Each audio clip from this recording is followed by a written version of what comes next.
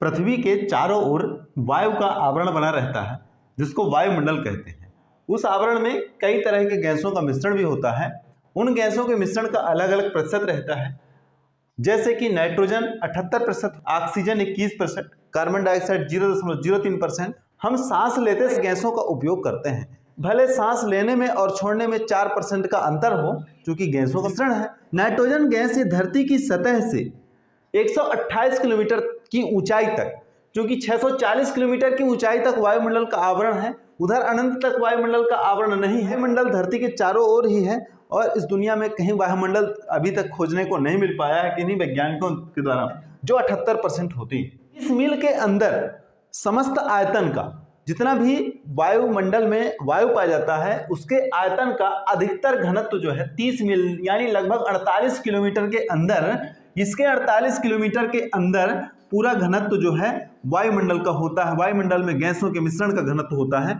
बाकी ऊपर जैसे जैसे जाएंगे, दूर जैसे जैसे जाएंगे धरती की सतह से, गैसों का घनत्व कम होता जाएगा। एक उदाहरण के तौर पर यह समझ लेते हैं कि नाइट्रोजन गैस जो है ऑक्सीजन से हल्की होती है, यानी नाइट्रोजन का लेवल जो है ज्यादा ऊंचाई तक रहेगा, और इसके बाद ऑक्सीजन, इसके बाद कार्बन डाइऑक्साइड, फिर जलवाष्पशील होती है, संघनन करती है जिससे बादल बनते हैं, कोहरा बनता है, ओस बनता है, हिम बनता है यानी बर्फ बनता है। बर्फबारी भी संघनन के कारण ही होती है। ऑक्सीजन गैस जो है नाइट्रोजन से भारी है, यानी नाइट्रोजन ज्यादा ऊंचाई तक जा सकता है लेकिन ऑक्सीजन उतनी ऊंचाई तक नहीं जा सकती है, और कार्बन डाइऑक्साइड उससे भी नीचे स्तर तक जाएगा। सीधी सी बात है, जब नाइट्रोजन गैस की बात करते हैं तो नाइट्रोजन गैस पौधों में प्रोटीन के बनाने का भी काम करती है, और धरती पर वस्तुओं पर आग लगने पर आग को नियंत्रित करने का भी काम करती है। अगर नाइट्रोजन नहीं होगी तो धरती पर आग पर काबू नहीं पाया जा सकेगा। ऑक्सीजन पर भी लागू होता है कि ऑक्सीजन के बिना आग को जलाया भी नहीं जा सकता है, श्वसन नहीं किया जा सकता है। ऑक्सीजन का स्तर जो है धरती की सतह से 64 किलोमीटर की ऊंचाई तक है, पर ऑक्सीजन अत्यधिक घनत्व जो है 16 किलोमीटर की से नीचे तक ही है, पर घनत्व कम हो जाता है, लेकिन नाइट्रोजन से भारी होती है। कार्बन डाइऑक्साइड धरती की सतह से 32 किलोमीटर की ऊंचाई तक में अलग अलग परतें भी होती हैं, क्षोभ मंडल, समताप मंडल, आयन मंडल, ओजोन मंडल है। अगली क्लास में हम परत भी बताएंगे, वायुमंडल के कितने परत होते हैं, उन सब सारे परतों को समझाएंगे, पर उसके पहले मिश्रण को देखना जरूरी है। कार्बन डाइऑक्साइड गैस का जो भार है वो ऑक्सीजन गैस से ज्यादा होती है।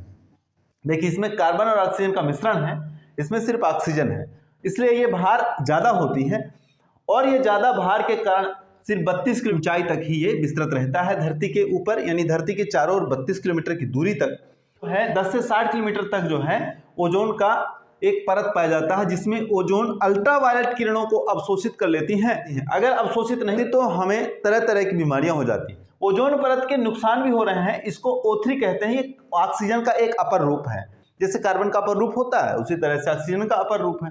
ऑक्सीजन का अपर रूप है ओजोन। देखिए, ओजोन में 3 ऑक्सीजन लगे हुए हैं। देखिए, O में 3 ऑक्सीजन, ऑक्सीजन में सिर्फ 2 ही तब बैलेंस बनता है, ऑक्सीजन में ओजोन में 3 में बैलेंस बना है। एयर कंडीशनर से निकलने वाले क्लोरोफ्लोरोकार्बन का क्लोरीन इसको नुकसान पहुंचाता है, और जिस क्लोरीन के कारण ध्रुवों पर अत्यधिक छिद्र हो जाती है। सूर्य के प्रकाश का उत्सर्जन न कर पाने के कारण उसके हानिकारक किरणें भी धरती तक पहुंच जाती हैं और मनुष्य और अन्य जीवों का नुकसान की करती हैं।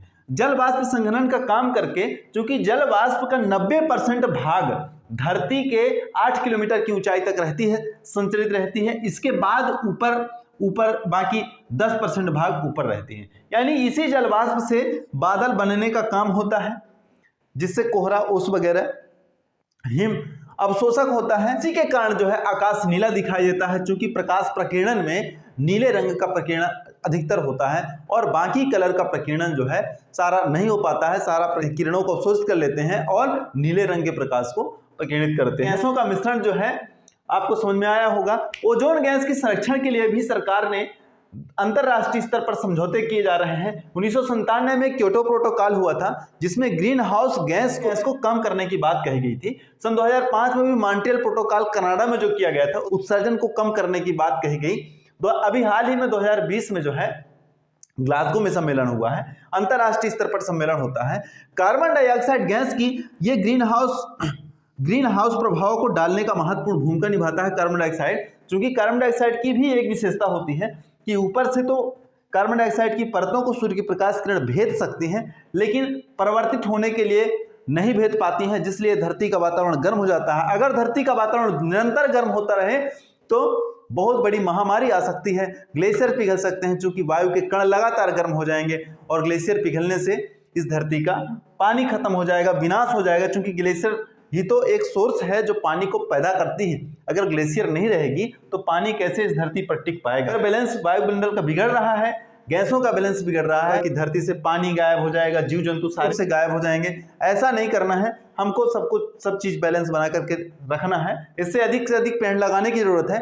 भारत सरकार ने भी निर्धारित किया है कि उचित रूप के लिए संपूर्ण क्षेत्रफल का 33% वन होना आवश्यक है, जबकि अभी 2019 में जो वनों का सर्वेक्षण हुआ है उसमें से 24% वन जो है भारत में पाए जाते हैं संपूर्ण क्षेत्रफल का। ये बहुत कम है और इसको आगे बढ़ाने की जरूरत है। पेड़ पौधे लगाने से ही ऐसा हो सकता है, पेड़ पौधे नहीं लगाएंगे तो ऐसा नहीं हो सकता है। नाइट्रोजन का स्थिरीकरण, oxygen, carbon dioxide, ozone, argon, जल वाष्प, ये बैलेंसिबल नहीं है। चलिए बहुत बहुत धन्यवाद।